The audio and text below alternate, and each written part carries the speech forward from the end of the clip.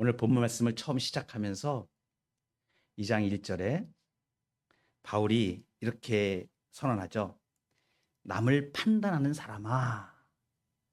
이 한 표현이 어떤 표현일까? 이것은 지금 어떠한 분위기로 어떠한 뉘앙스를 가지고 남을 판단하는 사람아 이렇게 이야기하겠습니까?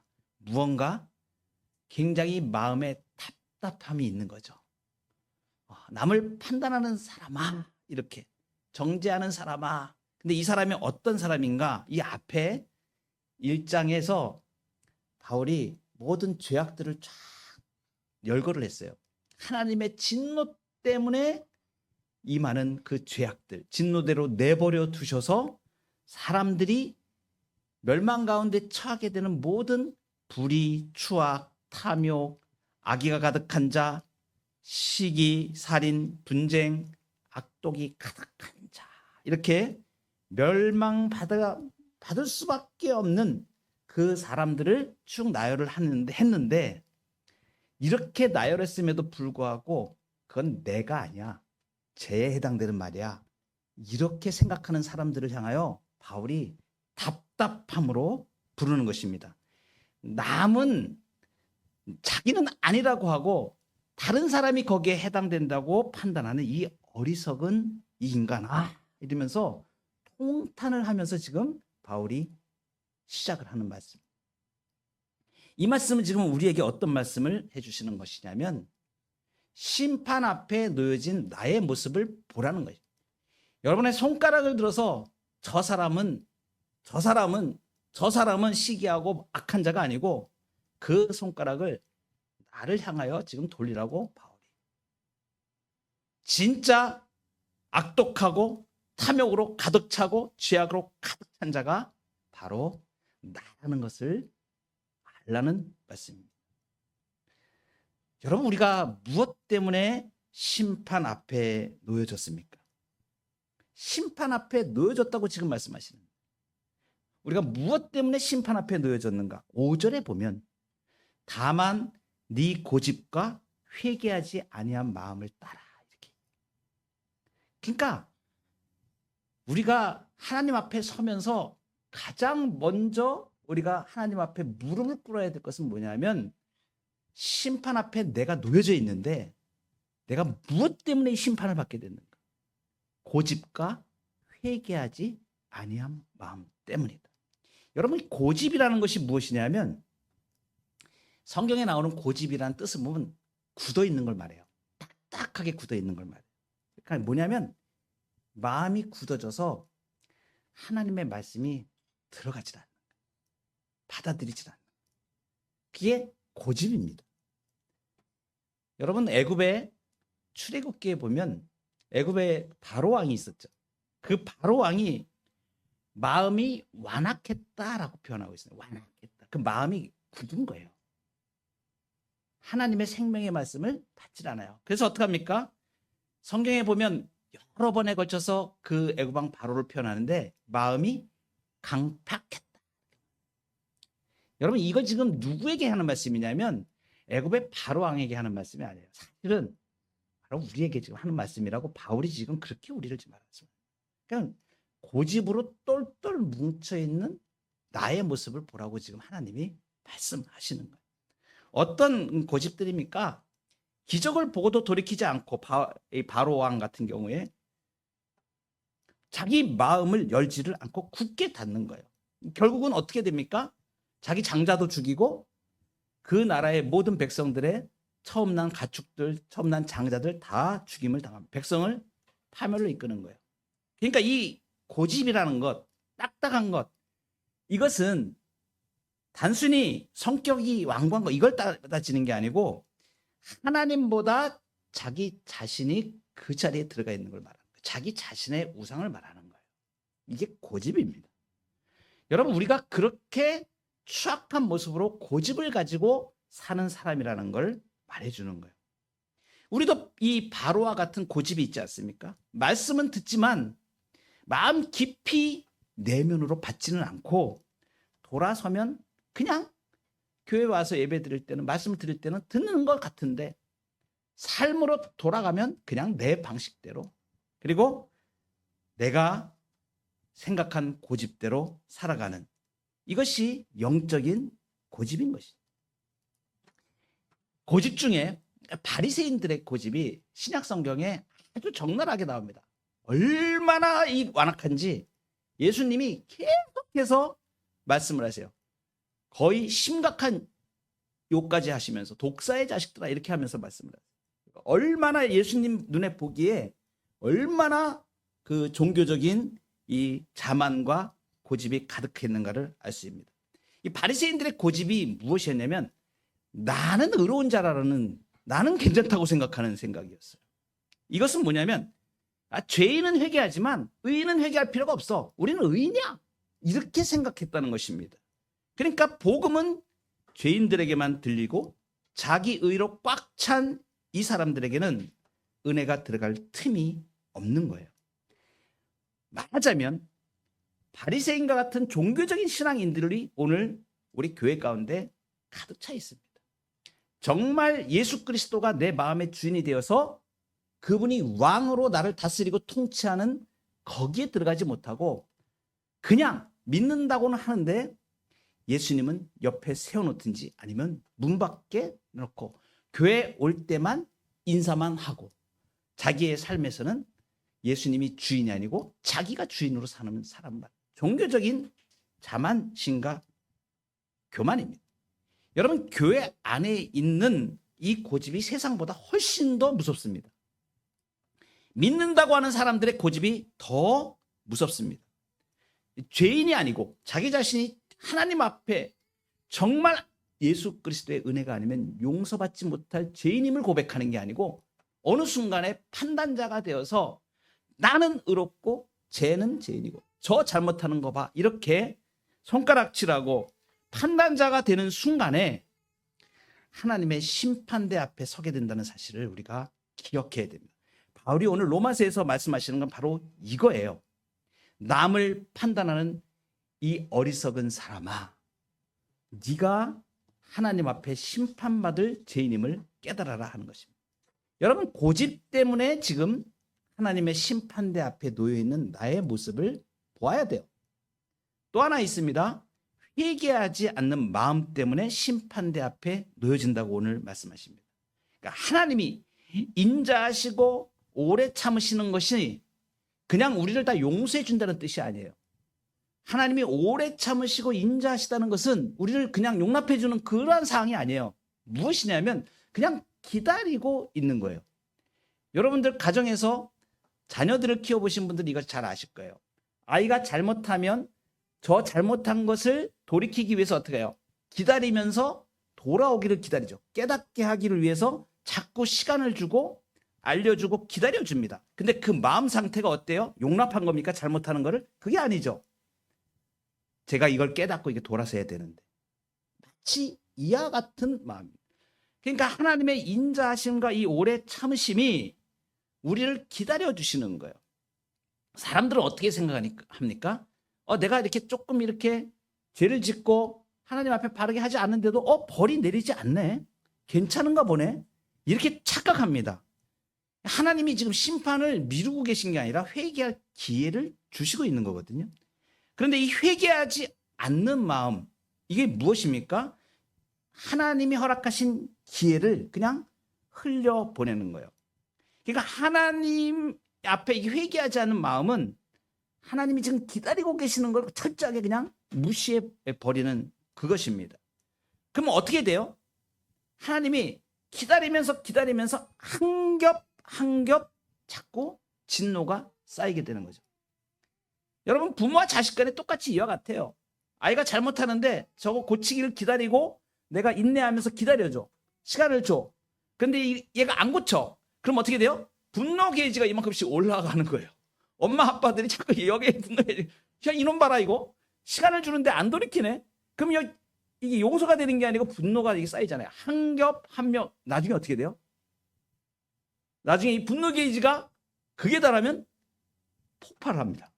이 하나님의 심판으로 나타나는 거예요. 한 겹씩 한 겹씩. 그러니까 이 하나님께서 회개하지 않는 마음을 기다려주시고 이렇게 할 때 그것은 회개치 않는 것은 하나님의 조용한 분노가 겹겹이 지금 쌓이고 있는 것이죠. 여러분, 그래서 하나님께서 그 진노가 분노의 크기에 달하면 어떻게 되는가 하냐면 마태복음 3장 10절에 그 말씀을 하세요. 도끼가 이미 나무 뿌리에 놓였으니 좋은 열매를 맺지 않은 나무마다 찍혀 불에 던지리라. 그러니까 이미 도끼가 지금 나무 뿌리에 이렇게 꽂혀 있는 거죠. 아직 지금 나무가 자라고 있는 것 같지만 하나님의 심판이 이미 지금 준비되어 있다는 걸 말합니다. 그러니까 회개하지 않는 사람은 멀쩡해 보여도 뿌리째 잘릴 위기에 서 있는 거죠. 여러분, 그렇게 하나님 앞에 심판 앞에 서 있는 나의 모습을 봐요. 내 고집과 회개하지 않는 이 마음이 여러분 보여야 돼요. 그래야 긍휼의 하나님을 찾게 됩니다. 여러분, 분명하게 하나님께서 이게 말씀을 하시는데 그 심판의 결과가 어떻게 되고 그리고 뚜렷이 대조되는 두 가지를 오늘 말씀을 하세요. 믿음은 영생이고 불신은 진노라는 말씀입니다. 여러분, 우리가 오늘 읽은 로마서 2장 6절부터 8절 말씀을 다시 한번 읽어보도록 하겠습니다. 같이 한번 읽습니다. 하나님께서 각 사람에게 그 행한 대로 보응하시되 참고 선을 행하여 영광과 존귀와 썩지 아니함을 구하는 자에게는 영생으로 하시고 오직 당을 지어 진리를 따르지 아니하고 불의를 따르는 자에게는 진노와 분노로 하시리라. 이 말씀에는 지금 두 가지가 뚜렷하게 구별이 돼요. 7절에 보면 선을 참고 선을 행하여 영광과 존귀와 썩지 않음을 구하는 자, 그러니까 참고 선을 행하는 자, 선을 행하는 사람, 이 사람이 한 사람이 나오고 그리고 불의를 따르는 자가 대조적으로 나옵니다. 뚜렷이 대조가 돼요. 선을 행하는 자, 불의를 따르는 자. 선을 행하는 사람은 무엇인가? 이것은 도덕적으로 착한 일을 한다 이런 뜻이 아니에요. 성경에서 말하는 선을 행한다는 것은 복음을 믿음으로 받아들이고 그 믿음의 삶을 사는 걸 말해요. 예수 그리스도를 믿는 믿음으로 사는 삶이 선을 행하는 그것을 말합니다. 그런데 그 믿음의 길을 가는 사람에게 약속하신 것이 있어요. 7절에 보면 무엇으로 하시고 영생으로 하시고, 선을 행하는 사람에게 영생으로 하신다. 영생이 무엇이에요? 영생은 그냥 시간적으로 생명이 계속되는 시간적인 개념만 얘기하는 게 아닙니다. 영생, 생명의 차원이 하나님과 같아지는 것을 말해요. 하나님의 생명이 우리 안에 흘러가는 상태를 영생으로 말합니다. 여러분, 이것이 굉장히 중요한 것이에요. 하나님은 생명을 주시는 분이세요. 그래서 예수 그리스도 안에 있는 생명을 우리에게 주시는데 영생으로 주시는, 예수 그리스도를 믿는 믿음으로 나아갈 때에 그 예수님이 주시는 생명을 얻어 누리는 거예요. 이것이 영생입니다. 근데 그 생명이 우리 안에 들어오면 어떤 일이 일어나는가? 죽어있던 것들이 살아나는 거예요. 여러분, 우리가 길을 지나가다가 나뭇가지를 이렇게 보면 나뭇가지가 시들어 있는 나뭇가지 있잖아요. 생기가 없어요. 생명이 없어요. 그러면 저건 죽었구나 이렇게 보이잖아요. 사람이 죽어있는 사람들 어떤지 아세요? 생명이 없어요. 생명이 없으니까 그 사람이 하는 행동하는 것, 여러분 살아있는 것 같지만 죽은 사람들입니다. 영적으로 죽어있는 사람들은 생기가 없어요. 하나님의 생명이 없어요. 그러니까 무엇이 안 나타나요. 생명으로 나타나야 될 것들이 안 나타나요. 그것을 말씀하시는 게 10절입니다. 그 생명이 우리 안에 들어오면 반드시 영광과 존귀와 평강이라는 열매가 맺혀요. 10절에 보면 선을 행하는 각 사람에게는 영광과 존귀와 평강이 있으리니, 무슨 말씀이냐면 영생으로 하시고 하는 영생, 믿는 자에게 영생을 주시면 그 생명이 열매로 이렇게 사람에게서 나타나요. 근데 첫 번째가 뭐냐면 영광이래요. 그 영광이 무엇인가? 영광은 뭐냐면 빛이 드러나는 걸 말하는 거야. 빛이 발산이 돼요. 빛이. 하나님의 빛이 발산이 되는 거예요. 그래서 생명에 참여한 사람이 그 사람의 삶에 반짝반짝 빛이 나요. 예수 그리스도의 생명이 들어간 자는 그 생명의 은총이 사람을 빛을 이렇게 내게 해요.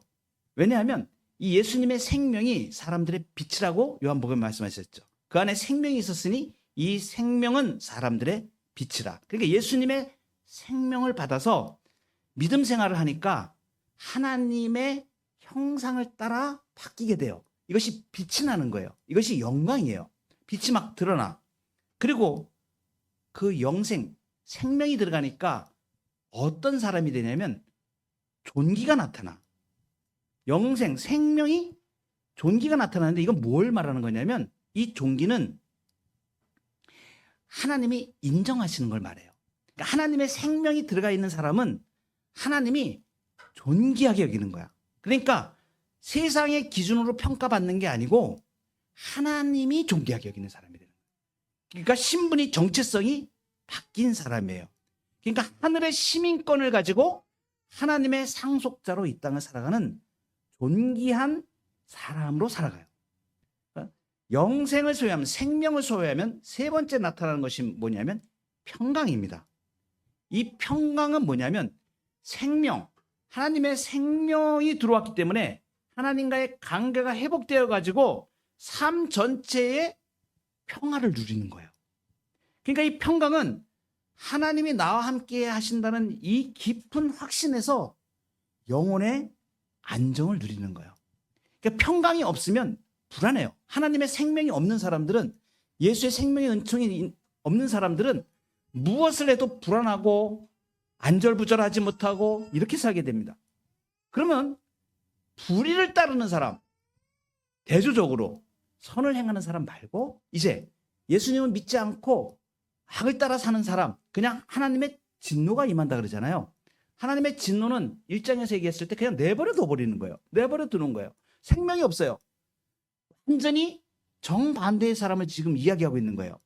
예수님을 믿는 사람은 영생, 생명이 이 안에 들어와서 영광과 존귀와 평강의 열매들이 막 맺어요. 그런데 이 생명이 없는 사람은 어떤 모습으로 사냐면 진노가 임하니까 그 진노가 임하는데 9절에 보시면 악을 행하는 각 사람의 영에는 환난과 공고가 있다고 말해요. 여러분, 환난이 무엇이에요? 환난은 눌림이나 압박을 얘기합니다. 눌리는 거예요. 압박을 받는 거예요. 그러니까 하나님 없이 사는 인생은 계속 눌려요. 걱정에 눌리고 근심에 눌리고 세상에 일어나는 죄악의 결과들로 인해서 병에 눌리고 고통에 눌리고 돈에 눌리고 이런 관계에 눌리고 막 계속 눌리는 거야. 그러니까 이 눌리는 삶이 평안이 없고 불안하고, 여러분 우울증과 불안증 이런 것들이 어디서 오는지 아세요? 하나님의 생명이 떠나 있는 데서 오는 거예요. 하나님의 생명이 임한 사람은 그런 것들이 예수의 능력으로 다 물러가게 돼 있어요. 왜냐하면 이 차원은 생명이 있느냐 없느냐의 차이거든요. 그러니까 외적으로는 번영해 보여도 이 환난과 공고가 임하는 사람은 마음에 쉼이 없어요. 계속해서 불안하고 평강도 없고, 세상적으로 성공하는 것 같아도, 돈을 버는 것 같아도, 명예를 가진 것 같아도, 지위를 가진 것 같아도 그 영혼에는 늘 짓눌리고 있는 거야. 무거운 짐이 있는 거예요. 그래서 여러분 어떡합니까? 회장으로 있던 사람들이, 돈은 엄청나게 많은 그 회장이 어떤 계기가 되어서 무슨 문제 생겼을 때 어떻게 해요? 그냥 고층 빌딩에서 떨어져 가지고 자기 자신의 목숨을 끊어버립니다. 우리가 밖으로 생각할 때는 야, 저렇게 돈 많고 세상에 만져보지도 못할 그 거금들을 만지는 저 사람이 무슨 이유로 그 고층 빌딩에서 떨어져? 이게 뭐 때문에 그런지 아세요? 평강이 없는 거예요. 환난과 공고에 눌리는 거예요. 환난과 공고가 임하는 거예요. 생명이 없기 때문에 그래요. 그러니까 여러분, 예수 그리스도의 생명이 있고 없고는 이렇게 엄청난 차이가 있는 거예요. 불의를 따르는 사람, 환난과 공고가 임한다 그랬죠. 공고가 뭡니까? 공고는 좁아진 걸 말해요. 이렇게 막힌 상태, 이런 걸 말해요. 그러니까 하나님이 내버려 두시면, 진노에 임한 자는 하나님이 내버려 두시면 하나님이 손을 딱 걷어버리시면 공고해지는 거예요. 막히는 거예요. 좁아진 거예요. 답답한 거예요. 그러니까 영혼이 점점 답답하고 눌리는 것을 말해요. 무엇을 가져와도 그 마음의 공허함이 채워지지 않습니다. 이것이 곤고함이에요. 그러니까 진노에 임하는 사람, 환난과 공고가 임하는 겁니다. 여러분, 예수 그리스도를 믿는다고 하는 사람조차도, 교회에서 신앙생활을 오랫동안 했다고 하는 사람조차도 예수 그리스도의 생명을 누리지 못하면 이런 현상이 일어나는 거예요. 여러분, 이것을 알아야 돼요. 그러니까 이것은 꼭 불신자에게 나타나는 그런 현상, 불신자로 얘기하지만 정말 예수 그리스도의 생명이 없는 자가 사실은 불신자로 사는 것 같은 거예요. 그러니까 형식적인 종교인들이 되는 거죠. 예수님을 믿고 교회에 와서 예배드리고 신앙생활을 한다는 것은 가장 중요한 것이 하나님의 생명을 누리느냐 못 누리느냐. 예수 그리스도는 이것을 위해서 우리에게 그 생명을 주시고자 하신 거예요. 그러니까 예수 그리스도를 제대로 믿고 이 생명의 은총을 알아 누리면 천국이 무엇이고 영생이 무엇이고 영생으로 누리는 이 복이 무엇인지를 알면 생명의 은총을 누려가는 거예요. 이걸 깨달으시기 바라요. 그래서 믿음의 길은 영생이라고 해요. 생명이라고 얘기해요. 예수님은 이 생명을 우리에게 약속하시고 우리는 그 생명을 얻은 자들이에요. 믿음으로 그 생명을 얻은 자들입니다. 여러분, 두 갈래의 인생길이 있어요. 믿음의 길, 하나는 불의의 길. 이것이 지금 오늘 말씀에서 뚜렷하게 대조해 주는 겁니다. 하나는 영생의 길이고 하나는 진노의 길입니다. 영생의 길에는 영광과 존귀와 평강이 있습니다. 진노의 길에는 환난과 곤고가 있습니다. 예수님이 딱 말씀하시죠. 그 인생길 앞에 딱 있는 자에게 뭐라고 말씀하시냐면 좁은 문으로 들어가라. 좁은 문으로 들어가라. 멸망으로 인도하는 문은 크고 그 길이 넓어서 찾는 자가 많고 그리로 들어가는 자가 많고, 생명으로 인도하는 문은 길이 좁고 협착하여 찾는 자가 적음이에요. 여러분 잘 보세요. 예수님이 직접 말씀하신 거예요. 생명으로 인도하는 문으로 들어가야 됩니다. 생명으로 인도하는 문으로 어떻게 들어가는가? 그 생명의 문은 누구인가? 오늘 말씀에서 그 문은 심판자 대신 예수 그리스도시라는 걸 우리에게 명확하게 알려줍니다. 그래서 생명의 문은 예수십니다. 생명의 문으로 들어가라고 오늘 우리에게 말씀하시는 거예요. 여러분, 구약시대에 사람들이 하나님 앞으로 나아갑니다. 하나님 앞으로 나아가려면 그 하나님 앞에 나아가는 예배자는 반드시 성막의 문을 통과해야 돼요. 성소 안으로 들어가려면 성소 문을 들어가야 됩니다. 통과해야 됩니다. 아무리 마음이 간절해도 하나님 앞에 나가고 싶어도 그 성전 문을 지나지 않으면 하나님의 임재의 장소가 있는 지성소까지 갈 수가 없어요. 근데 여러분, 어떻게 예배자들이 하냐면 하나님께 나아가기 제물을 제물을 가져옵니다. 소와 양과 염소와 속죄제를 드리면서 제물을 끌고 와요. 그리고 성전 문 앞에서 그 짐승을 잡습니다.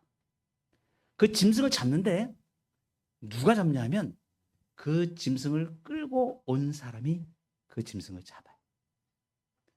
그러니까 성전 문에서 있는 일입니다. 그리고 그 제물에 칼을 대서 목에다가 칼을 대고 힘줄을 끊습니다. 피가 솟구치죠. 피를 다 짜냅니다. 그 짐승의 피를 양푼에 다 받아요. 계속 끝까지 이 피가 다 나올 때까지 이 짐승의 피를 다 받아요. 그리고 그 피를 제사장이 가지고 가서 제단에 뿌립니다. 이 제물을 잡기 전에 이 제물을 끌고 온 사람이 성전문에서 이 제물에 안수를 해요. 안수할 때 내 죄가 얘가 대신합니다. 내 죄를 이 짐승에게 얘가 내 죄를 대신합니다. 이렇게 제물이 나를 대신한다는 속죄의 의미로 안수를 합니다. 그러니까 하나님 앞에 나아가는 예배자가 자신의 죄를 고백하고 그 제물에 피를 흘려서 나아가는 것이죠.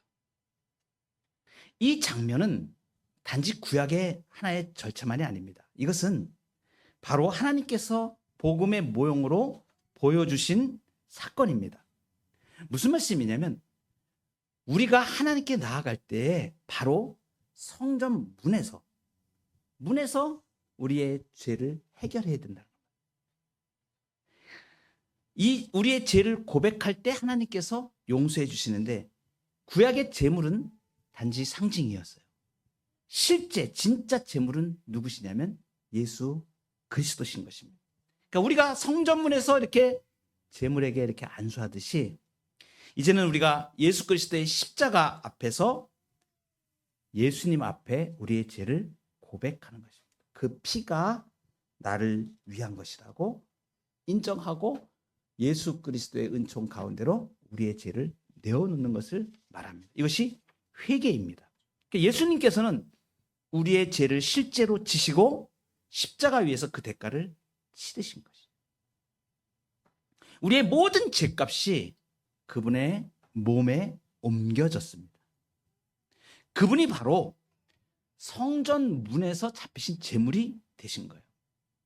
그분의 피가 땅에 흘러내리면서 어떻게 됐습니까? 성전 문이 열리는 거예요. 그래서 그 생명의 문이 누구를 말하냐면 예수 그리스도를 말해요. 예수님이 요한복음 10장 9절에서 이렇게 말씀을 하십니다.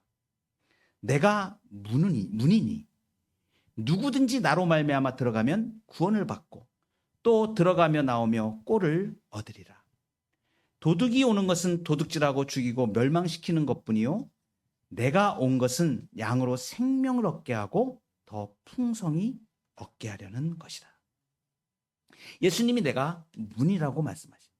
생명의 문을 말씀하시는 거예요. 여러분, 자기의 죄가 심판 앞에 놓여져서 어쩔 수 없이 인생의 고통 가운데 환난의 공고와 이 눌림과 모든 죄의 저주 가운데 살던 사람은 이 생명의 문을 발견했을 때 이 생명의 문은 내 죄를 그분께 맡기며 그분이 나에게 생명을 주시는 은총이 되는 거예요. 이것이 뭐라 그러냐면 생명이 맞바꿔지는 거예요. 여러분, 그래서 예수님이 이 땅에 사시는 동안에 사역하시는 동안에 이 생명의 은총을 누리는 사람들이 많이 있습니다.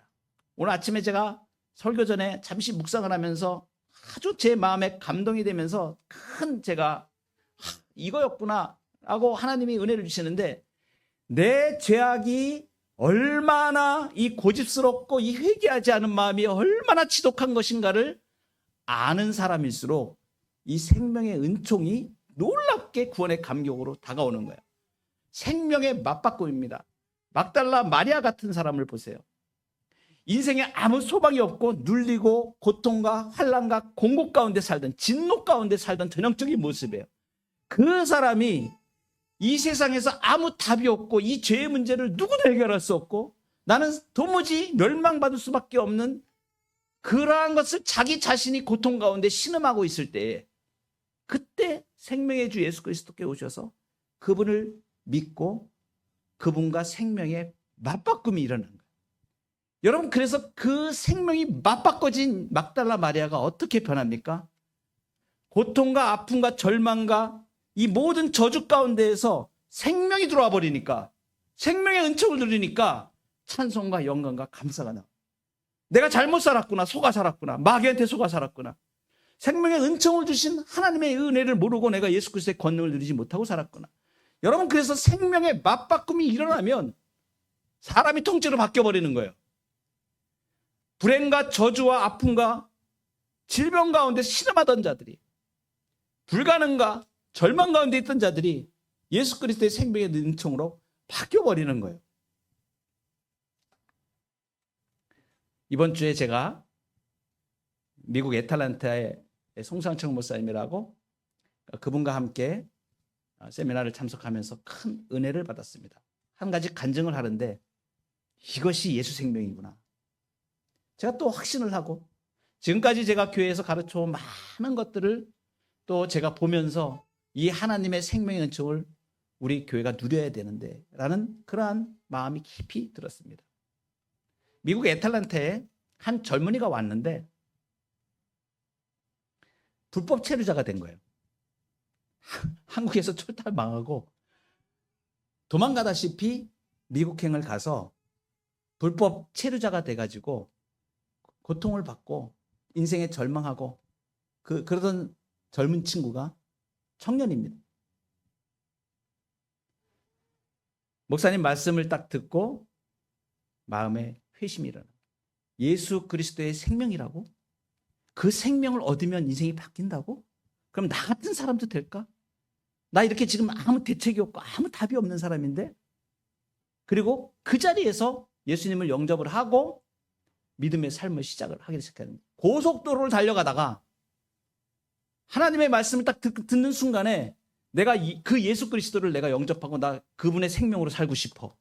그렇게 고백을 하고 자기가 마음을 감당할 수가 없어가지고 차를 몰고 가다가 차를 세워놓고 고속도로에 차 세워놓고 옆에 나가가지고 기도를 하기 시작하는데 얼마나 뒹굴뒹굴 뒤구면서 자기가 지금까지 내 고집과 내 회개하지 않은 마음으로 살아왔던 것, 예수님 없이 살았던 것, 내 마음대로 살았던 인생이 얼마나 비참한 인생이었던가가 떠오르면서 떼굴떼굴 구르면서 회개의 기도를.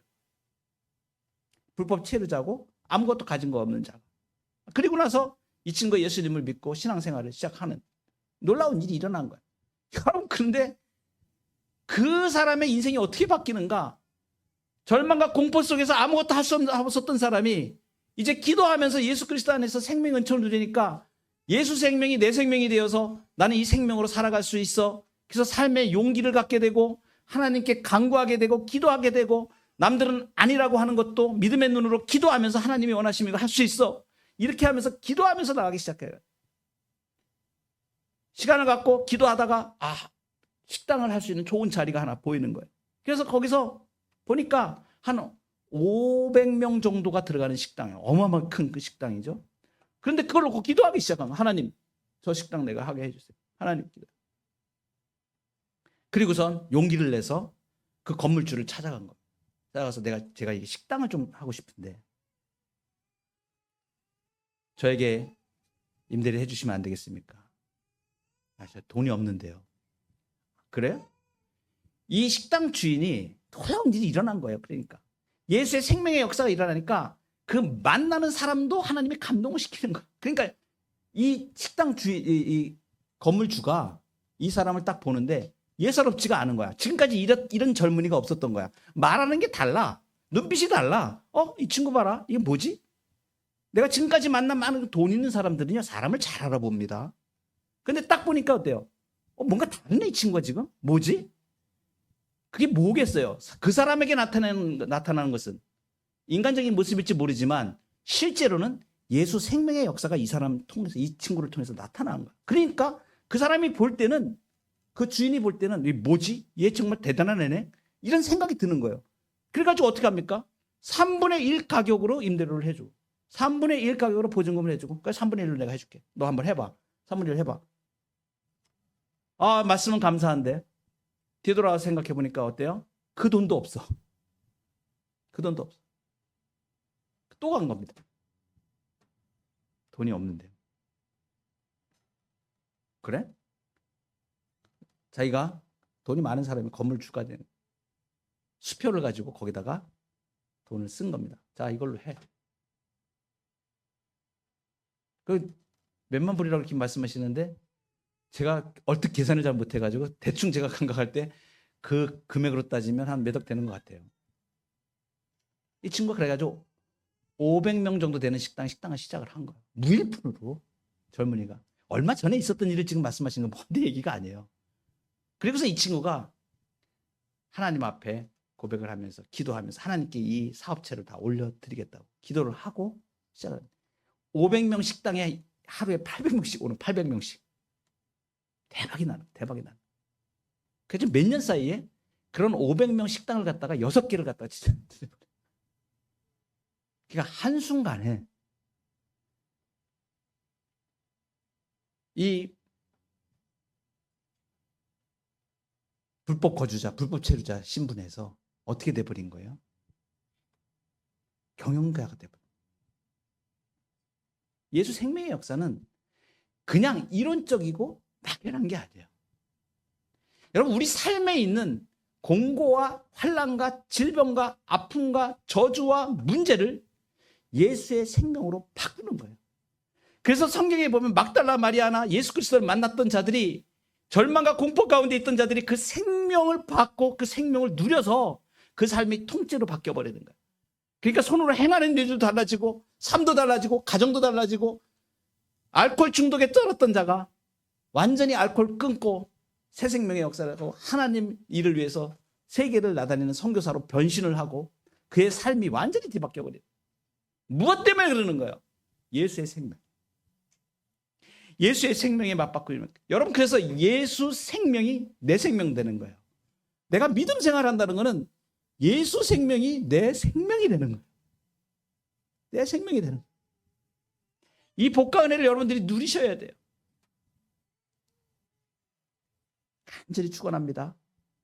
예수님 앞에 우리의 모든 죄악들을 다 내려놓고 예수의 생명으로 살아가는 복된 믿음의 사람 되시기를 주의 이름으로 축복합니다.